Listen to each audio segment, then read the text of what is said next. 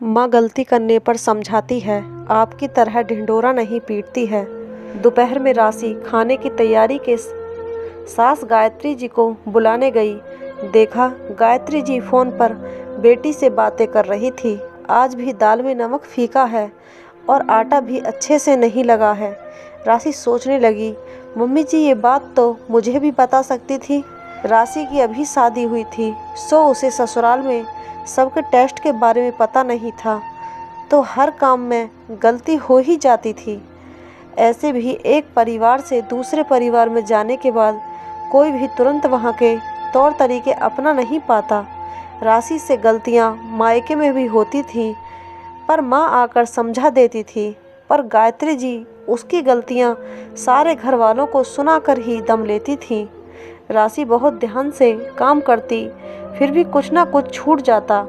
पर बुरा तब लगता जब गायत्री जी कभी अपनी बहन को, कभी ननद को बताती, पर राशि को नहीं। धीरे धीरे राशि और गायत्री जी के रिश्ते में भी खटास आने लगी। राशि के काम करने के बाद गायत्री जी जायजा लेने आ जाती, फिर सबके पास उसकी गलतियां गिनाती रहती। राशि सुनकर भी अनसुना कर देती। राशि काम करती, फिर अपने कमरे में चली जाती। गायत्री अकेले बैठी रहती। एक दिन गायत्री जी की सहेली नीलिमा आई। गायत्री जी अपनी बहू की बुराई कर रही थी। मेरी बहू पता नहीं कैसी है, कभी मुझे माँ नहीं समझती है, ना तो मुझसे बातें करती है, काम खत्म करके अपने कमरे में चली जाती है। और ये देखो घर कितना फैला हुआ है, कोई काम ढंग से नहीं होता। तभी राशि आई और चाय नाश्ता दिया और जाने लगी। नीलिमा ने रोकते हुए कहा, आओ ना तुम भी बैठो। राशि बैठ गई। नीलिमा जी ने थोड़ी देर उससे बातें की, फिर कहा, बेटा एक बात बोलूं, बुरा तो नहीं मानोगी? नहीं नहीं कहिए ना, राशि बोली।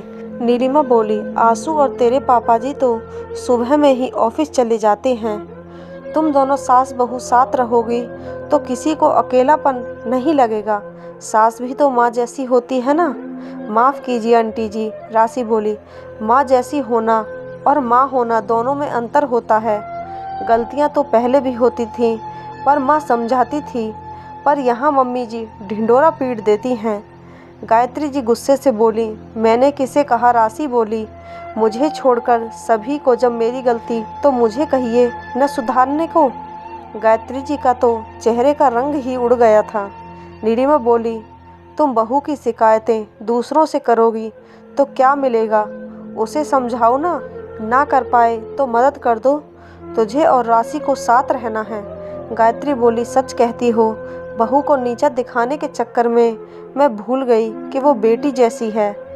राशि से बोली, बेटा आगे से ऐसा नहीं होगा, मुझे माफ़ कर दो।